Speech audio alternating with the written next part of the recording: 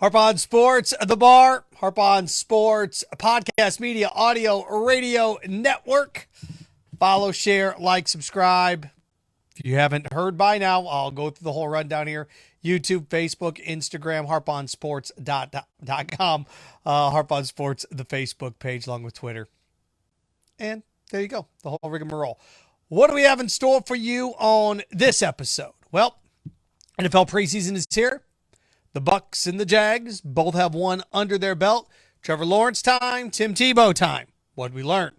So that whole thing in a nutshell. Then we take a step back, and Major League Baseball gave us one of the most memorable nights its sport has given us since when? Cal Ripken Jr. breaking Lou Gehrig's record. There have been some great moments. The Cubs winning the World Series, the Red Sox winning the World Series. I mean, we can go up and down the ladder over the years, some of the great finishes in baseball. But what we got with Field of Dreams, I think, think about the ratings. It's the highest rated baseball game, regular season baseball game that we've had in years. It was amazing what that gave us. And I have ideas for other sports to tap into that nostalgia. I do. There's other sports that can do things similar. I spent a lot of time putting this together. I've got one for boxing.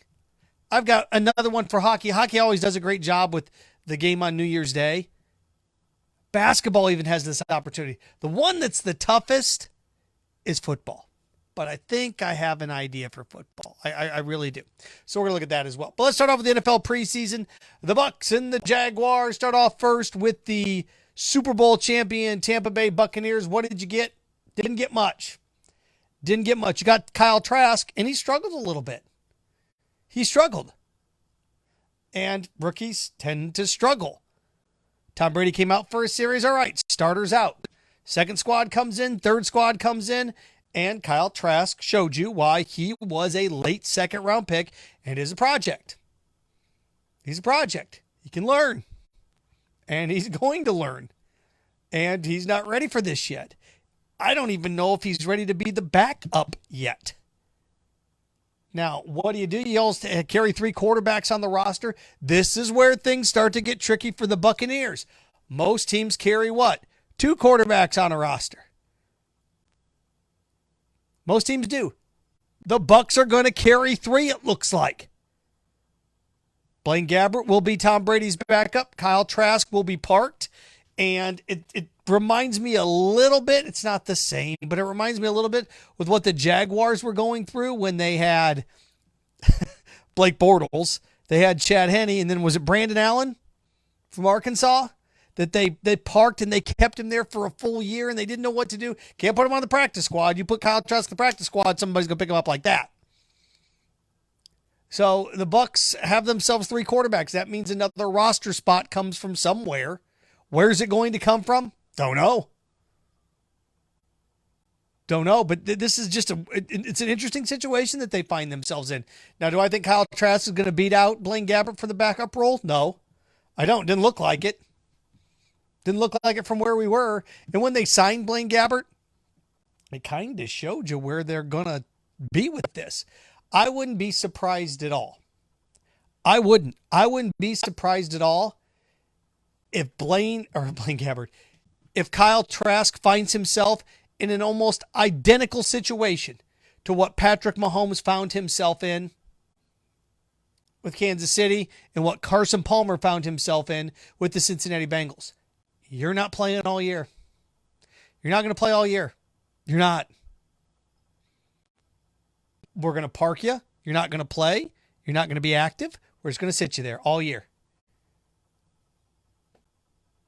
So pay attention to that. Pay attention to what, at least from my initial gaze at it, he's going to get a couple preseason games in his belt. Can't put him on the practice squad. He's got to be on the roster. Got to be on the 53-man, right?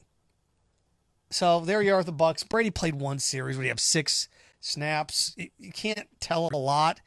I mean, that's kind of what the preseason is now. And now with 3 games as opposed to 4, it's one less game. We didn't even have a preseason last year with the Bucs, so there's not a lot to tell when it comes to this, except that we saw what Kyle Trask did, and the answer wasn't a lot. And Fournette had a couple carries, but the whole point of this, keep everybody healthy, and you go from there. So there we are on that front. The Jaguars did play. Trevor Lawrence had a series. Was he great? No. Took a couple of sacks, held the ball a little bit too long. Urban Meyer not very happy with the offense. Okay, well, the Bengals aren't a great team, but first-team defense, first-team offense, going at each other. Rookie quarterback, the game's quicker, and you could see Trevor Lawrence not quite ready for that. The game was a little bit quick on him. It's faster. It's big. That's why I always think it's so ridiculous and absurd when somebody thinks a college team can beat an NFL team. It's just absurd, and it's just nonsense, and it's nonsense from the get.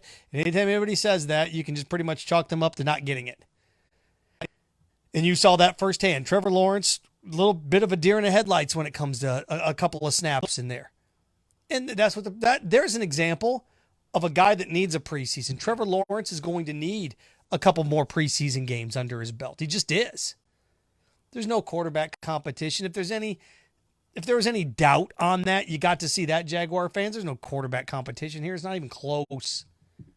It's not even close. And Gardner Minshew proved that he's a decent backup.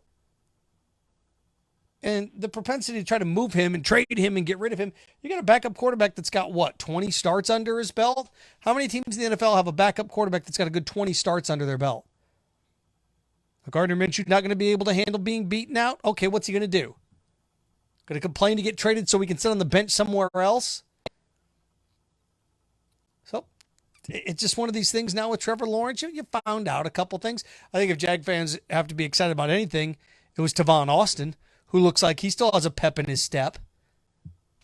It looks like he can be a little bit of a threat. He can be a veteran that you can add to a repertoire in here. It looked like if I took anything away from it, from a positive side, if I were a Jaguar fan, it'd be what I saw with Tavon Austin. Now, for the thing that was, ooh, baby, Tim Tebow, yikes. Yikes. And there's no sugarcoating it. I feel like anytime I talk about Tim, I have to refrain and start from the scratch when it comes to him. But Tim Tebow is a good dude. Tim Tebow was a great college quarterback. Tim Tebow is a heck of a nice guy. Tim Tebow is not an NFL football player. He's not. And maybe 5-6 years ago,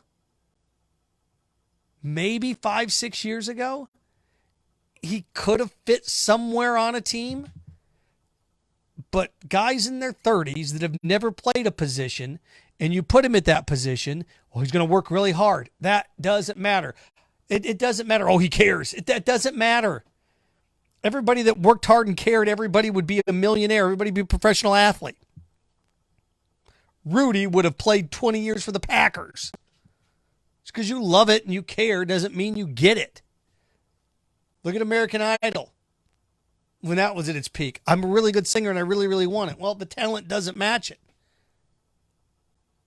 And in this case, Tim Tebow missed a big block. He looked out of place. He just doesn't fit in.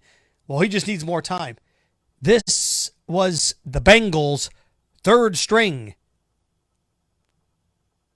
You're going to tell me after what you saw with Tim Tebow, and nobody wants him to succeed more than me. I think it'd be a great story. Just like I said, if you're rooting against Tim Tebow to make the major leagues, you're a turd. Why would you want to see the guy fail? But there's also some realism in things. If you work really hard and you study for a test, and if I'm a teacher and I get the test and your answers are wrong, I'm not going to give you a B because you tried. Or you really, really wanted an A. Sometimes you failed the test. And if Tim Tebow were taking a test Saturday night, that's an F. Against the Bengals' third string? Well, there was a pass meant for him, and Tavon Austin took it away. Okay, fine. The blocking is the thing that you need to worry about. Well, in the goal line, they can use him as a halfback. They can use him as a scat. They can use him as a receiver. There's no place in the NFL for a guy that's going to get one snap a game, 2 snaps a game, that is a third string tight end. No, the 53-man roster. from what and look, the next preseason game he may come out and blow it out of the water. But from what we saw in the first preseason game, Tim Tebow is not an NFL quarterback. He's not an NFL tight end. He's not an NFL anything. He's not.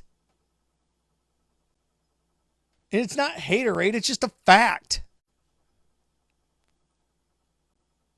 Couldn't block, couldn't run routes, couldn't get open. What else do you want us to say? Well, he needs more chances. Okay, he's going to get 2 more preseason games. But the thing that you have to remember about all this is that he struggled against the Bengals' third string. He struggled against a defense that half of those guys aren't going to make the team, if not more than half of those guys. The guys that he was struggling to get open against are guys that are going to get cut from the Bengals. The Bengals. One of the 5 worst teams in the NFL last year. He struggled against them. How's he going to do against starters from Indianapolis? How's he going to do against starters from the Titans? How's he going to do against starters from the Chiefs? How's he going to do against starters from insert whatever team you want? So if you want to sit here and say, well, Tim Tebow, look, he almost caught a pass against the Bengals' third string, and he didn't completely embarrass himself. Hey, hang your hat on that one. Go for it. Hang your hat on that one. Just a little more realistic. We'll see in the second preseason game. He just struggled. So, what did you learn, at least through the first preseason game? Learned Trevor Lawrence holds the ball too long. This is at least from the Jaguars' perspective. I learned that Tim Tebow can't block third stringers and couldn't get open against third stringers. Maybe next week will be different. Maybe it will be. He works really hard, though. What did, was it E.G. Marshall that played Ellen's dad in National Lampoon's Christmas Vacation? He worked really hard, Grandpa. So do washing machines. So there you go. But there you go. That and the Bucs and, the 3-game preseason, how's it any different? That felt like the first preseason weekend. The last preseason game is one where nobody plays. At least under the old format with 4 preseason games where nobody played. Okay. Fine. And now that there's only 3, it'll be interesting to see what happens, but there we go nonetheless. All right, I wanted to save the big one here for the end because I think this is really cool, and what Major League Baseball did in Dyersville with Field of Dreams and the Yankees and the White Sox, it was great. It was baseball's finest hour. I thought it was baseball's best look in almost anything that they've done in decades. To me, it was a more memorable night than 90% of the World Series the last 2 or 3 decades. And Jim writes, it was a feel-good showing for Major League Baseball. Glad they did it. It was great. So now when things like this happen, you start to hear, you have to have the All-Star game there. You need to have the Home Run Derby there. No, you don't. Okay, no. Whoa. Let's not ruin it. Let's not cheapen this. Take a step back. There is something I think would be pretty cool there. I'm going to give you that in a minute. And I'm okay with this every year, having classic teams as a part of this. Trotting out the Marlins and the Mariners, I don't think that does you any good. But if you'd have the Red Sox and the Cubs, if you have the Indians and the Red Sox, the Guardians, soon to be the Guardians, and the Red Sox, okay, you find some old school teams out there, you bet. The Pirates and the Dodgers, you could make this really, really neat. If you wanted to have one of those a year out there, yeah, you could do that. The Yankees and the White Sox, it was a big event. One night off, you bet. But we need to have the All-Star game there. We need to have the Home Run Derby there. Got news for you. After about the 6th home run goes in the cornfield, what are you going to send somebody out there to get it? What are you going to do? The whole part of the Home Run Derby is the fans get to catch the ball. So, no on the Home Run Derby there. No on the All-Star game there. I will give you something you could put there. I think it would be really cool. It's about, 3.5 is about 4 hours away, 3.5, 4 hours away. College World Series takes place in Omaha, right? 8 teams. I think when you get down to the final 2 teams, the best 2 out of 3, you could do it there. You bet you could. I think it'd be neat to see the finals of the College World Series there.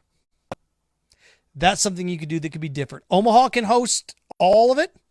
You know, you got 8 teams, double elimination all the way to the end. And then when you get to the final 2 teams, that best 2 out of 3, you go do it there. Well, you can't fit all the fans there. All right, fine, then don't do it there. Play it in Omaha. Great. Something, if you really want to do something neat with it, that's what you could do. You could have the final, the best of 3, best 2 out of 3 for the College World Series there. It's in the summer. Corn's not quite high enough. It's a month ago, and that's another thing too. Knee high by July. It's always what I was taught in Indiana growing up. Knee high by July. You want your corn at least knee high by July. Well, this is different corn. This is feed corn, you know, for animals as opposed to, you know, the corn you and I eat. So, you know, getting those things 6-8 feet tall, you need to get late into July. That's going to only be the rub of it because let's face it, it grows 3 feet in July and getting it that tall. I heard somebody, well, the Major League Baseball season should open out in Iowa at the Field of Dreams. You want them to hit into a dead field or a mud field or a dirt field because that's what you'd be doing. The corn's got to grow, right? I think College World Series, I think if college baseball were smart, they'd push their season back a month anyway. So you'd be playing at the end of July. You could do that. You bet you could. Speaking of that, no, this whole thing, we could have this. No. You have one game there. It's not. But I did think of some other creative places you could do things. I did. For other sports. I'm going to start off with this one first because it's the farthest away. In 5 years, America will celebrate its 250th birthday. Be 250 years old, right? Also, it'll be the 50th anniversary of the movie Rocky. So, in 5 years, America will be 250 years old. It'll be the 50th anniversary of Rocky. I propose July 4th. I don't even know who at that point will be the heavyweight champion in the world or who the big boxing showcase guy will be. But I propose 2 big fights on the steps of the Philadelphia Art Museum. Had the draft up there, right? Had the NFL draft up there a couple years ago. 5 years from now, again, these are tapping into nostalgia in other sports like Field of Dreams did for baseball. Boxing matches, Philadelphia Art Museum, 4th of July weekend, however you want to do it, Philadelphia Art Museum. So that's boxing. 5 years in the future. Want to do that one first. Now we come back a scale. Hockey. Hockey already has a pretty cool thing that they do. You know, January 1st, outdoors, depending on where they're doing it. I thought it was really cool when it was at Wrigley. Really neat when it was outdoors. Boston. They just really cool about that. But hockey has one too. A little bit different. Hockey, Lake Placid, New York. The Lake Placid Arena, Miracle on Ice, 1980. Now, I don't know. We just had a 40-year anniversary of that, right? So tapping into an anniversary, would be a little tough. But if hockey wanted to do something, hockey could do that. Lake Placid, New York. So that's hockey's. Baseball has its in Field of Dreams. I don't know what else you can do with baseball in terms of that type of setting. You need a lot of land. You build something from scratch. You could build things that have a scenic background if you have a lay of the land. But baseball has there. So I'm going to leave baseball off to the side. I'm going to leave baseball off to the side. College basketball. You can't do it in the NBA. I've got one for the NBA coming up. But college basketball, I would love to see Duke and UCLA or Kentucky and Duke play a college basketball game. Is it Knightstown, Indiana, where Hoosiers was filmed? NBA courts, way too long, way too wide. College basketball courts, 10 feet longer than a high school court. So 10 feet longer, the NBA is even longer and wider. So, I mean, watching Kevin Durant or watching LeBron dunk in that gym, it'd be really, really cool, but the court's too small. The 3-point line wouldn't work. But I would love, you could do college. You bet you could do a college game in there. I just think it would be cool. If you want something for Hoosiers, it's too bad Indiana's not any good in basketball anymore because it'd be really neat if you had Indiana involved, but they're not any good anymore. You could.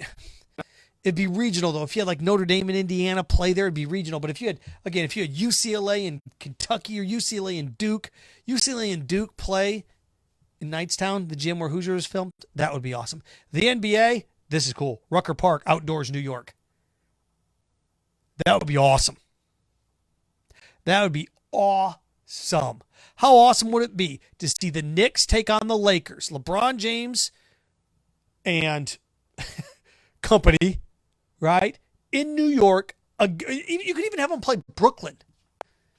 You could have the Lakers play Brooklyn or the Lakers play the Knicks. It'd be really cool if you had the Knicks and Brooklyn play each other at Rucker Park, where all the legends are made. And the dimensions of it, they're bigger. They're not NBA court regulation, but they're big enough to pull it off. So that's right, Rucker Park. I think that'd be awesome. An NBA game at Rucker Park? Oh, baby. That'd be incredible. Incredible. Now, one more. I think it's Grand Oaks. Golf's always trying, and this is the one that's never going to happen. Grand Oaks Country Club. Is that down in Davie, Florida, where they filmed Caddyshack? Now, they've done a lot of remodeling down there, so they'd have to remodel a little bit back. But how cool would it be to see the U.S. Open?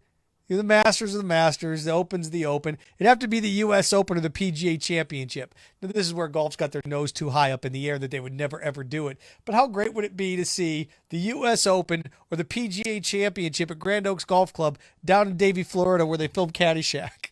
That'd be awesome. Never going to happen. Ever, ever, ever, ever, ever, ever, ever. But nonetheless. The one that's the toughest is football. It is. The one that's toughest is the football. And you got kind of one with a Hall of Fame game in Canton, but it's not the same. I was going through and looking like football movies, and I couldn't really, they tore the field down where they filmed Varsity Blues. You could do it where they shot Remember the Titans, the high school field, but that's since been remodeled. You can build a football field from scratch. It wouldn't be the same. It just wouldn't. So I was sitting here thinking like, man, where could you do it? Where could you do something for football? I come up with an idea. Remember, we've seen football games, racetracks, Bristol. That was awesome. So I got an idea. And it's going to be tough to do. The dimensions are tight. It would take some maneuverability. 2 options for a football game.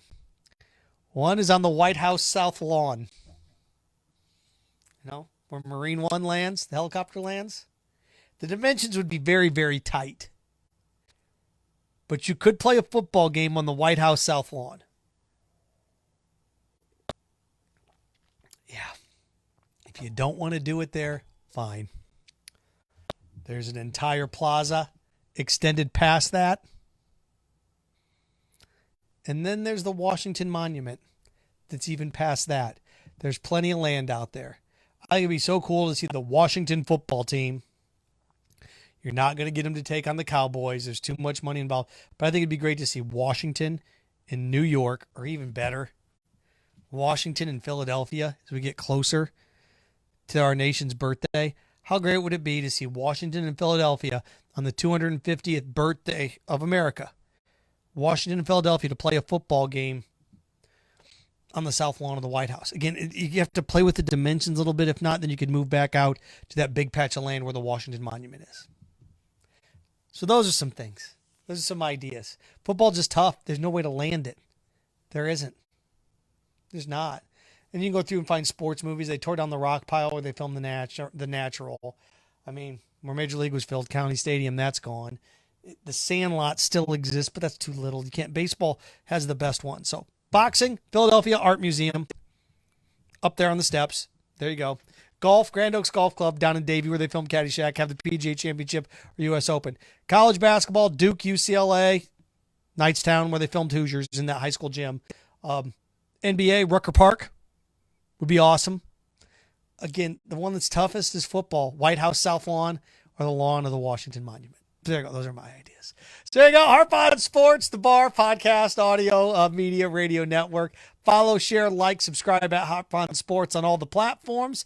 And there you go. Remember, stay clean, stay focused, stay strong. Frankenstein. Have fun with your friends.